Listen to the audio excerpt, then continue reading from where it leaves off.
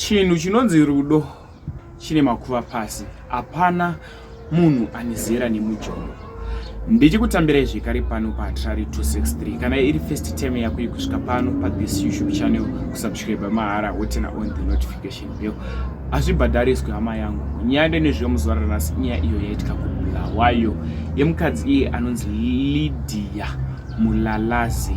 Lydia Mulalazi, mukadzi iye anga aine 19 years. Anga achiri mudiki munhu uyu andotaura nezvake, asi anga akarorwa nababa ivo vane 44 years. Anonzi iye Zvibusiso Malanga, murume iye anga aine 44 years.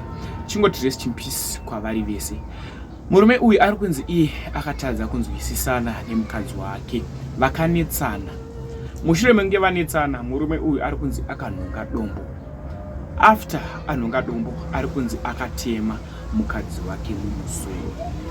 Aona kuti apara mhosva yekutema mukadzi wake mumusoro, atoona kuti iri rave jeri raazviparira. Murume uyu akazvisungirirawo akafira passport.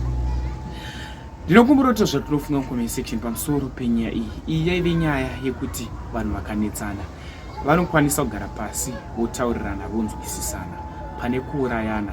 After uraya munhu wobva wazviuraya, zvinorwadza, zvinosereresa, ende kurodza mwana mudiki kwanga kwakaitwa nekuti munhu uyu ane 19 years, murume anga ane 44 years. Tinokumbura kuti zvatinofunga mucomment section zvichireva kuti mwana uyu anga akarorwa nezera rababa vake. Zvinorwadza, zvinosereresa. Lydia, rest in peace, zorora murugare. Tasina tarisiro iri, tasingazvikumbira kuti uchazofa uchiurayiwa newako waiti ndewako wawakasarudza. Ndatitaurei zvatinofunga mucomment section pamusoro penyaya iyi. Makesis evanhu vari kuurayana opedzwa sei? Imwe yacho naiti taunge satanism.